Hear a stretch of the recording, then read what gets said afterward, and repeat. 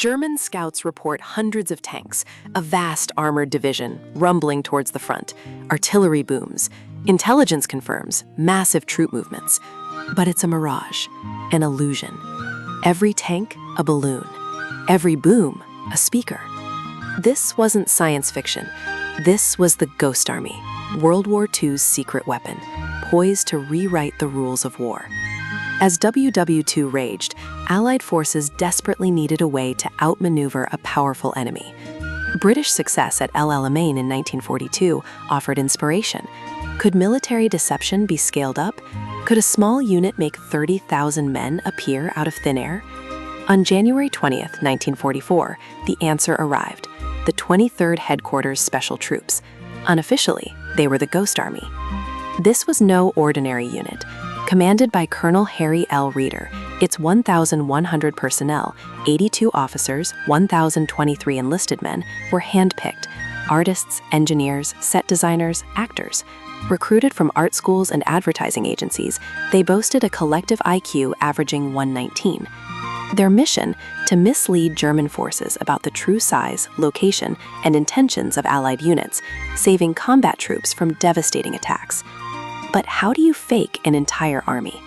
In May 1944, weeks before D-Day, the Ghost Army deployed to Europe. They mastered 4 main deception techniques. First, visual deception. Inflatable rubber tanks, jeeps, trucks, artillery, even airplanes, manufactured by U.S. rubber, inflated in minutes. These decoys looked utterly convincing from the air or a distance. To sell the illusion, they even hung fake laundry on clotheslines among their phantom vehicles.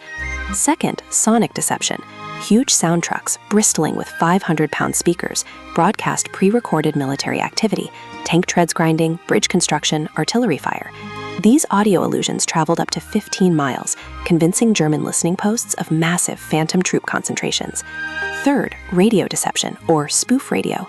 Skilled operators mimicked the unique telegraphic styles of real unit radio men, generating false traffic. They made it sound like entire divisions were on the move, reporting to specific areas, creating a phantom digital footprint. And fourth, atmosphere. These soldiers became actors on a battlefield stage. They impersonated generals, wore different unit patches, maintained fake headquarters. They even mingled in local French towns and cafes, subtly leaking fabricated intelligence to suspected enemy spies. From France to the Rhine, these secret units pulled off over 20 large-scale operations.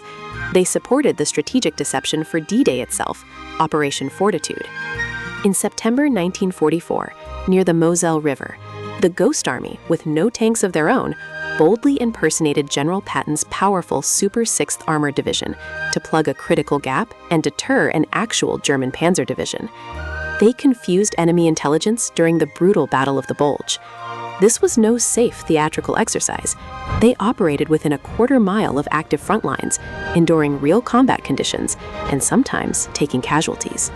Their deceptions were so convincing, even fellow Allied units were occasionally fooled. But their greatest performance was yet to come. March 1945. Allied forces prepared for the crucial Rhine River crossing into Germany. This was Operation Viersen, the Ghost Army's most ambitious mission. For days, 10 miles south of the actual crossing point, their illusionists went to work. Hundreds of inflatable tanks appeared. Sound trucks roared with the sounds of 40,000 men, 2 entire divisions preparing to cross.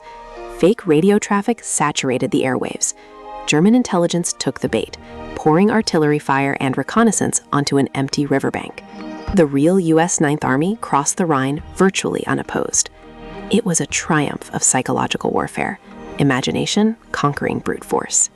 The Ghost Army's efforts are estimated to have saved between 15,000 and 30,000 Allied lives, yet their incredible story remained top secret for over 50 years after the war, classified until 1996.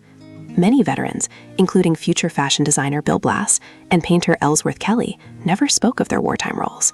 Finally, in February 2022, this unit received the Congressional Gold Medal, a long overdue recognition for those who fought with wit, not weaponry. They proved that sometimes the most